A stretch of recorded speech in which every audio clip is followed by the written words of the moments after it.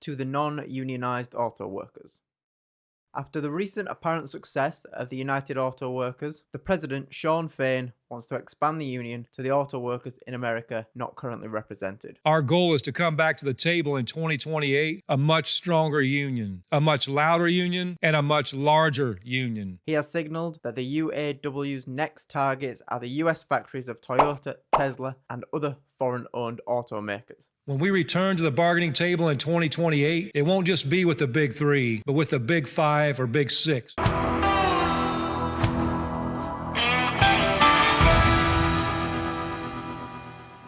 Let's be clear before we start. I have no problem with you, the workers. You are just looking for wage increases in line with inflation. And I know in tough times, it seems like an attractive proposition to have someone fighting for you. I demand a trial by combat. But I'm going to tell you why joining a union is not the way to do this. What do unions do? The origin of labour unions dates back to the 18th century, around the Industrial Revolution in Europe, founded upon the ideologies of the collective workers against the business owners. For a bit of background, all union membership peaked in the 1940s to 1950s, and it is common to see union membership rise when times get tough, as the unions do have the ability to raise the wage rate above the non-union level, so above the natural free market rate. You are welcome. But the catch is, it is often only for a limited time or for a select few. Some unions basically have forced membership in certain jobs, especially in the states that do not have the right to work laws, meaning you could be required to join a union and pay dues in order to get or keep the job you have. The union dues for the UAW are about 1 to 2% of wages and bonuses, I believe. It has been criticised that unions tend to negotiate out-of-date work contracts due to their bureaucracy and the length of contracts they have signed previously. So they end up demanding giant unrealistic pay raises when contracts come up for renewal. Unions tend to put a lot of weight on seniority for wage increases. Some say this can be a good thing for creating a steady career path, but has adverse effects, as prioritizing seniority over excellence makes it difficult for the most ambitious to shine through and move up the hierarchy, meaning discouraged gifted workers leave the company for opportunities elsewhere, leaving behind the least productive, unmotivated workers. Some union leaders have a reputation of putting workers in a vulnerable position when calling mandatory strikes, or whilst they themselves collect huge wages, more than a regular worker has the potential to ever earn. Along with that, unions make it difficult or almost impossible to get rid of unproductive workers doing the absolute bare minimum, just racking up the wages to achieve those high senior wages. Unions are heavily involved in politics and party donations, and are often used as a political pawn to gain votes, so you cannot be sure they're acting in your best interest. Critics highlight the massive power unions have accumulated and think this consolidation almost ensures corruption. Investigations that led to more than a dozen high-ranking officials convicted of fraud and corruption. Overall, unions are likely to decrease the quality and increase the cost of the output of the product. Because paying above free market wages means costs must be saved somewhere for the business to continue to limp on. This specifically has led to the big three automakers slowly losing market share and declining in the reliability rankings, currently at around 20th place. Unionization will destroy your potential for future wealth and security. I believe union membership does not result in the optimum long-term prosperity for you and your family. This is because the supporters of union membership fundamentally don't understand economics or are deliberately ignoring the results of their actions. You decide. Unions hollow out the viability of a business and have no long-term concern for the business their members are employed by. The UAW president Sean Fain is apparently unable to grasp the concept that if the automakers go bankrupt, no one will have jobs. As he proudly proclaims, We wholeheartedly believe that our strike squeezed every last dime out of General Motors. Does this sound like someone who wants to come to a fair and mutually beneficial agreement for all? No, they are parasites on the business they are supposed to be coming to an agreement with that will ultimately result in the downfall of the business or your jobs being moved overseas. I think there's a nuclear option on the table if he's not careful. And that nuclear option is a country called Mexico. Or at best, your jobs will be moved to the right-to-work states where you are not forced to join a union. If you don't already know, right-to-work states are often Republican-led states that allow unions but do not compel membership as part of employment terms. I would advise you to be suspicious of any states or people that want to limit your free choice and that want to force you to be part of a union. Despite it appearing the majority of people approve of the right to work laws, I'm not sure, but there may be some ulterior motives going on here, with unions being the second biggest campaign contributor. Yes, you might say, but business is the biggest giver. Yes, but there are a lot more votes in the union than there are in business owners, so maybe that might sway the government officials' actions to increase the likelihood of their re-election.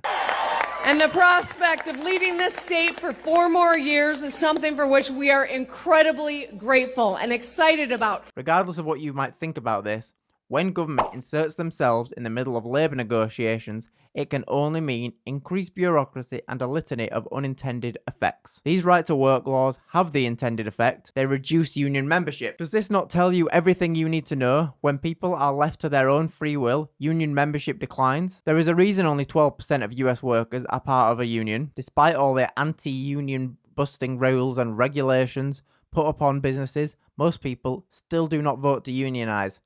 Probably because most people back themselves and do not need their hand-holding in labour negotiations. Oh yeah, and they're not financially suicidal. They know of the corruption, extortion and the resultant demise of the business they work for is ultimately caused by unionisation. It is not a coincidence that some of the most high-quality cars and most valuable, profitable companies like Toyota and Tesla are made in Texas, where the right to work laws exist. This is not just profit for the owners, but results in mutual prosperity and security for all. Unions knowingly or unknowingly accelerate the company's push to automation. So you just end up with a few very well paid senior workers who are still around, while the junior employees are let go or those jobs never even existed. While the company is dying but still alive, employers just pass on those high labour costs to the consumers through higher prices. Don't forget, you are a consumer as well as a worker, and this obviously results in lower sales and market share. So basically, both consumers and businesses are directly and or indirectly gouged by the unions instead of these mean, greedy capitalists. Talking about these mean, old, cigar-smoking capitalists, there is a false narrative that the capitalists will exploit the workers. This fundamentally does not happen, as bosses need to attract labour as it is a finite commodity, just like anything else. If you are working for company A full-time, you can't work for company B full-time. So A or B must attract you with the best offer, or you are free to move location and work for company C if you are not happy with either of these offers. In times of a loose labour market, workers have to accept lower wages as they are less in demand, so free market price for their work declines. And in turn, when the labour market is tight, labour prices will increase and companies must continue to attract good employees with an attractive work proposition of high pay and benefits. There is a classic rebuttal of what if company A and B collude to both offer you a bad deal. This will not happen.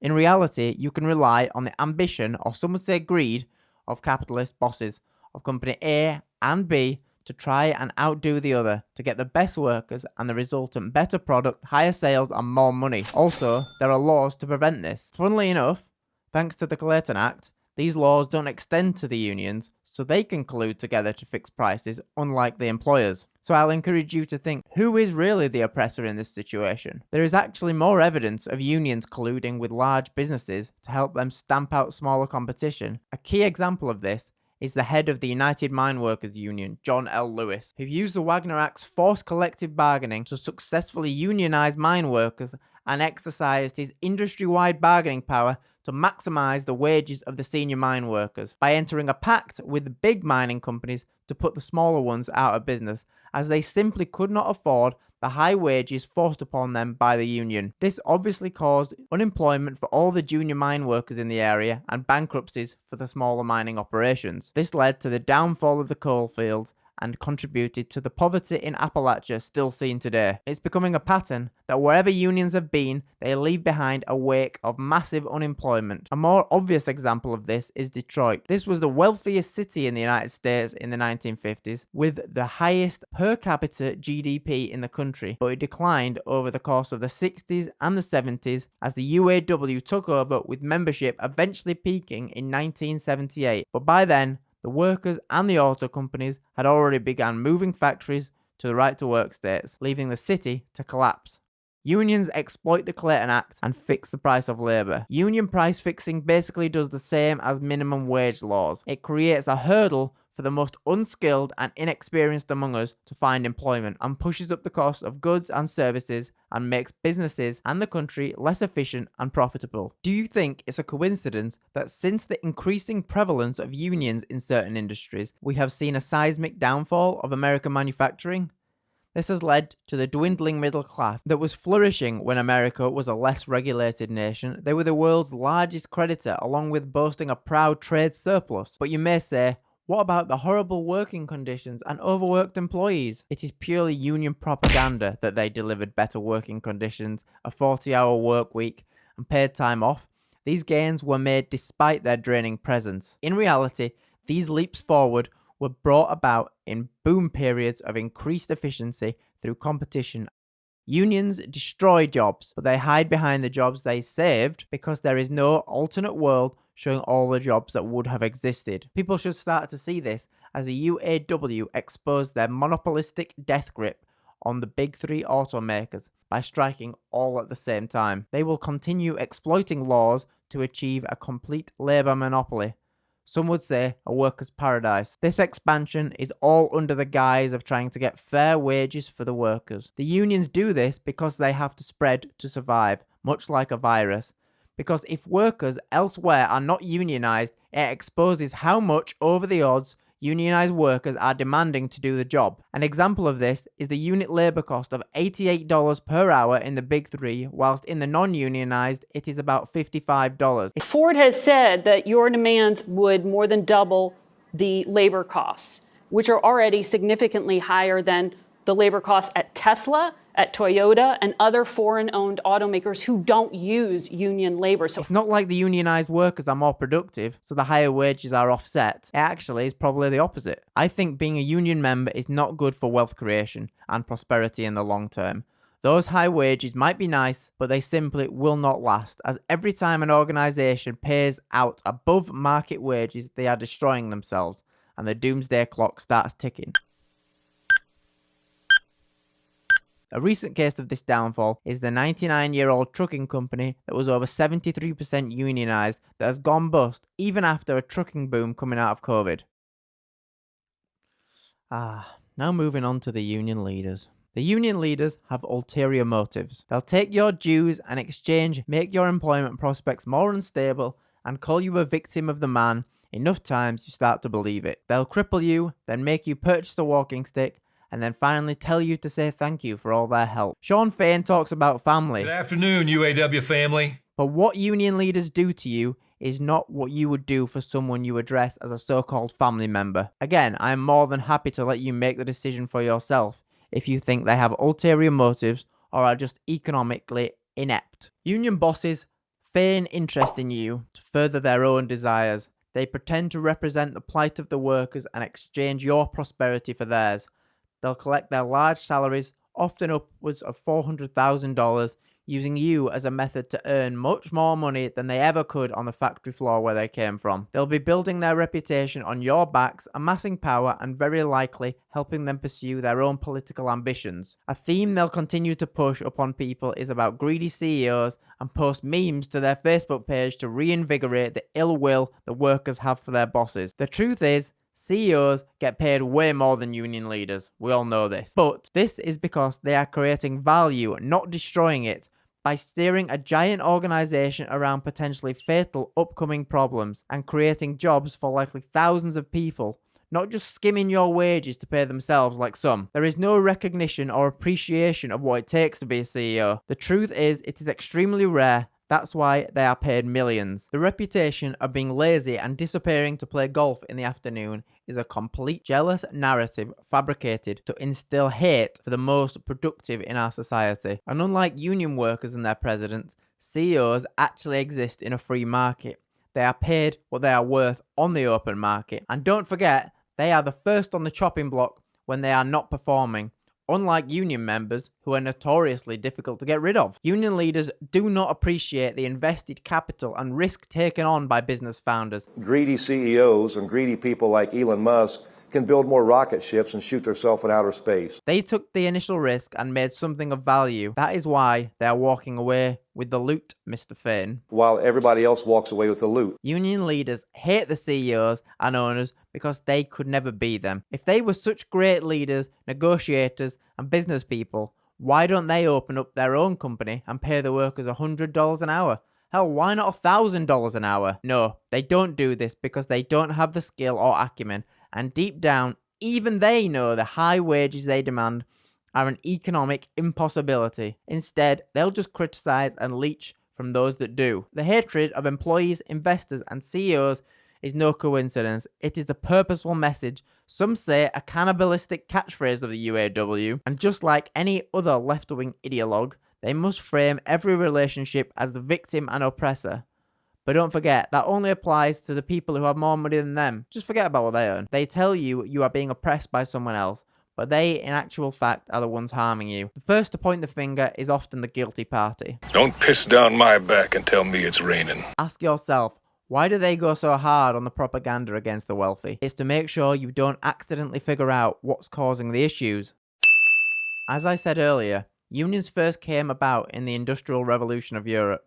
Coincidentally, round about this time is when the poisonous ideas surrounding inequality and the criticism of capitalism arose. Unions push un-American values founded on Marxist ideologies, on the collective workers against the greedy capitalists, and to see these ideas latch on to the most American symbols is extremely saddening. Modern-day union leaders are an extension of the Socialist Party's ambitions, or at least they are militant-like socialist actors. Does this remind you of anything?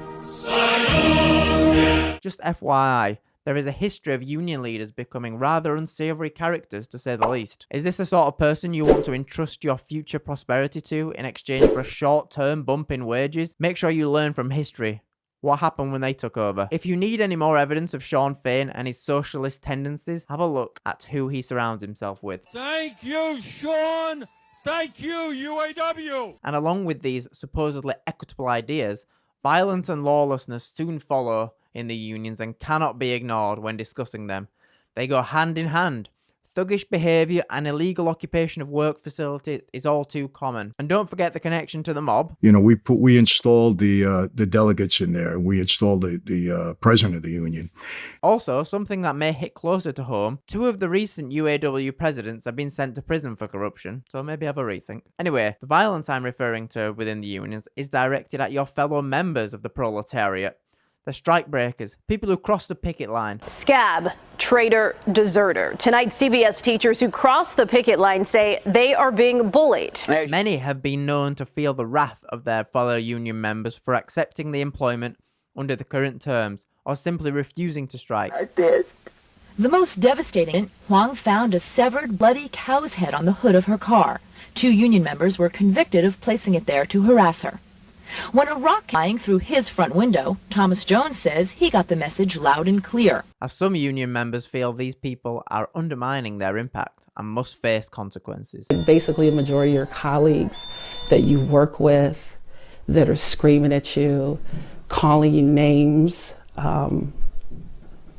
calling you scab, when you know the kind of work that you do. Do you really want to associate yourself and gamble your future prosperity in the hands of these people? Unions are very cozy with the government. If you still think unions are pure of heart and are just fighting for the little guy, it may be time to rethink this one. Unions are extremely politicized and appear to be much closer to the policymakers than they should be. I'm proud to be the most pro-union president. President Biden says he's the most pro-union president in American history. Tend to be the most pro-union president. Unions have a very clear agenda, and I'm sure it won't surprise you to know that they only give money to one of the 2 major parties. Guess which? For example, the UAW over the last 25 years has given about $40 million to the Democrats and about $1 million to the Republicans. Why are you so pro-labor? I said, why you don't understand why I'm pro-labor.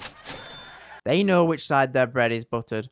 They know that the more free market orientated Republicans will not protect the unions in the same way. Biden knows this, And even he doesn't forget to thank all the union presidents for their donations. A lot of friends to thank. Ryan Boyer, President of Building Trades. Danny Bowder, Danny, President of the Central Labor Council. Gary Messino, President of Sheet Metal Workers. But I want to thank Liz Schuler, a great friend, a fearless leader of the AFL-CIO. In turn for money and support through influence over the large voting blocks, politicians pander to the union members, telling them how important they are at building the economy.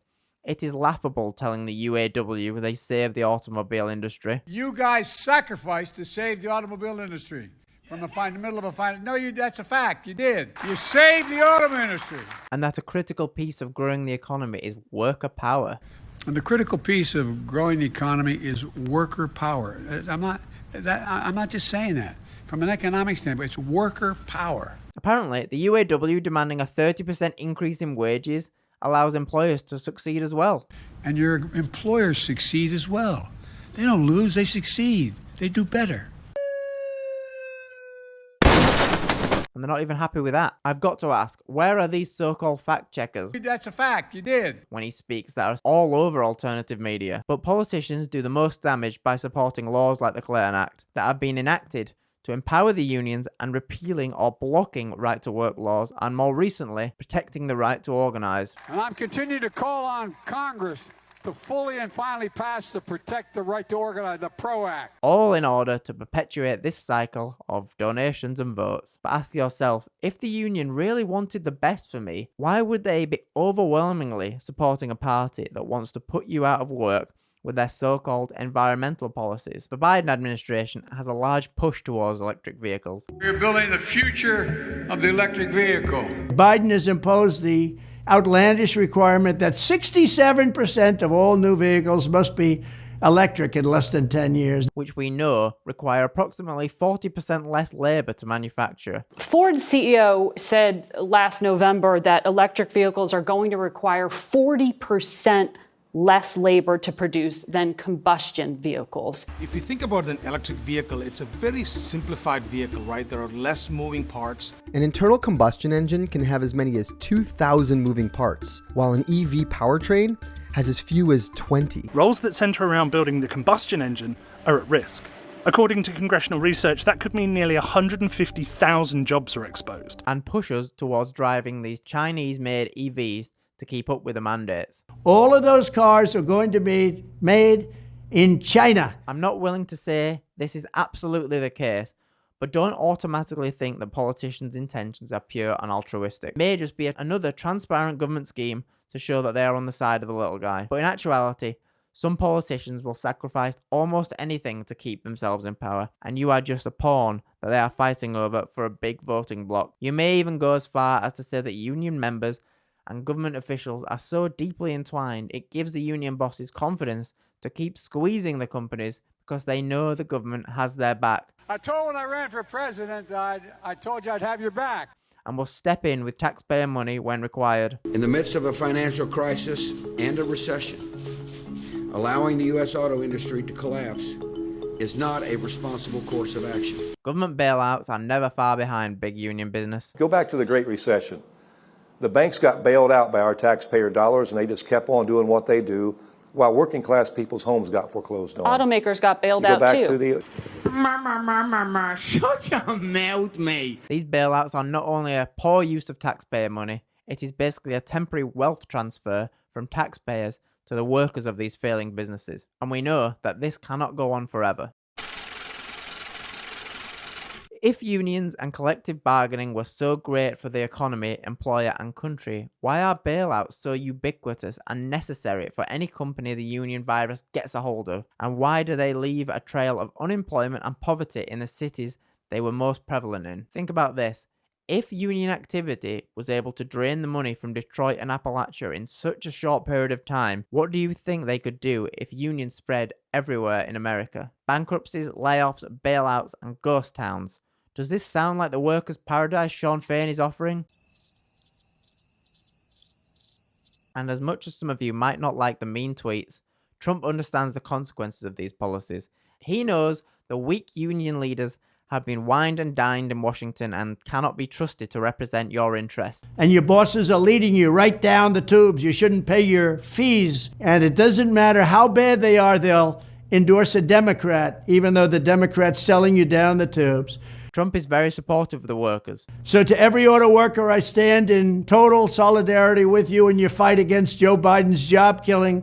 And I'm telling you, you shouldn't pay those dues. You should not pay your dues because they're selling you to hell. But knows that prosperity will not be achieved through the unions. You can't listen to these union guys that get paid a lot of money and they get wined and dined in Washington.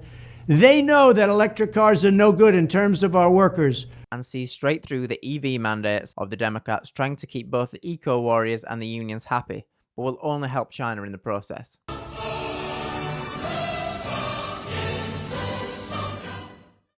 This is why you should join the union. Let me reiterate, I don't harbour any ill will or hate to you, the people, who are just trying to catch their wages up with recent inflation spikes.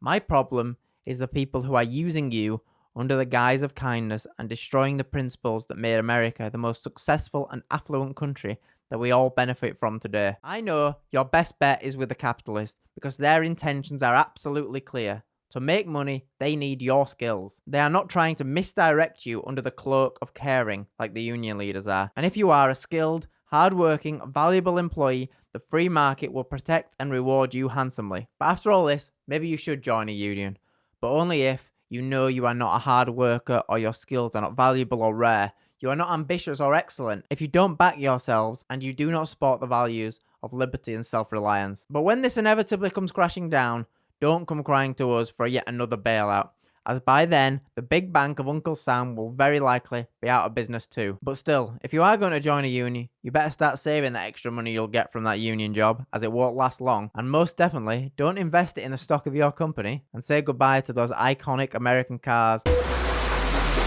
and say hello to the CCP-made electric vehicles they can shut off whenever they want. Store and collect data on its users, on its drivers, and its ability to be remotely controlled or influenced. A free market of labour is the only way to get the best for you and your family. Unions are an effort to control something that ought not be controlled, as the artificial suppression of one free market factor emerges elsewhere 10 times worse. Will